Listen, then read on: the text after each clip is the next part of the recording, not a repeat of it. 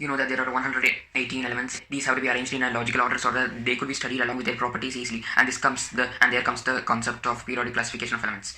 First of all, they could be arranged based on metallic character and non-metallic character and metalloid character. And secondly, there was an effort in 1817 by the chemist Wolfgang Oberner, who arranged elements with similar properties into trios called triads. For example, the triad of lithium, sodium, potassium. So his theory of triad stated that the sum of the first and the third elements, when added together and divided by 2, gave the roughly equal atomic mass of the middle element when arranged in ascending order. But the drawback, Oberner could only identify 3 triads at that time, but this turned out to be the turning point in chemistry for other people to start studying elements with similar characteristics. And in 1866, a scientist called Newlands arranged 56 known elements in a table in the order of their increasing atomic masses. Each element in a column had similar properties. For example, the first, then 8th, then 15th, then the 22nd had similar properties and valencies. There were some flaws as well. Like there were only 56 elements at that time, so there isn't much scope in this table. And secondly, there were some flaws in the similar property arrangement. For example, nickel and cobalt, which are similar to iron, were kept far away, although they were kept in the same group as chlorine, fluorine. And this table worked only for elements up till calcium, and beyond it, it was ineffective. But the advantage of this table is that this system of organization with the periodic recurrence of elements with similar properties inspired other scientists to arrange elements in a similar manner and study them. Then fourth is when Mendeleev organized the elements in his periodic table in increasing atomic masses, with elements in a column having similar properties. There were only 63 elements known at that time, but Mendeleev ingeniously left gaps between elements as indication that more elements could be discovered in future between them. For example, aluminium, the next element to aluminium, which was later found out to be gallium, was found to be similar to aluminium and hence placed in the same group, which also had valency 3 similar to aluminium. Mendeleev sorted elements in a group by observing formula of oxides of elements and formula of hydrides of elements.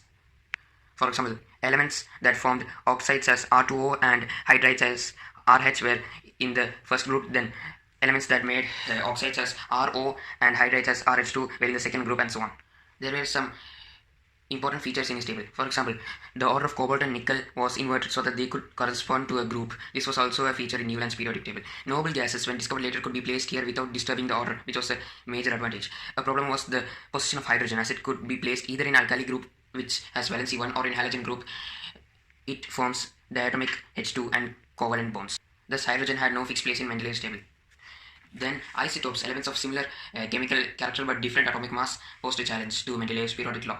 Increasing atomic mass in the table wasn't constant, big increase, so it cannot be predicted as to how many elements could be discovered between any 2 elements. But Mendeleev's periodic law was a big step forward in chemistry, which stated that there is a periodic recurrence of elements with similar properties in a group when arranged in their increasing atomic masses.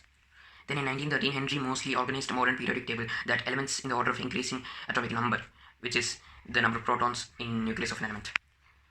The property here was that elements in a similar group column had similar properties. That is, properties of elements are a periodic function of their atomic numbers, Z.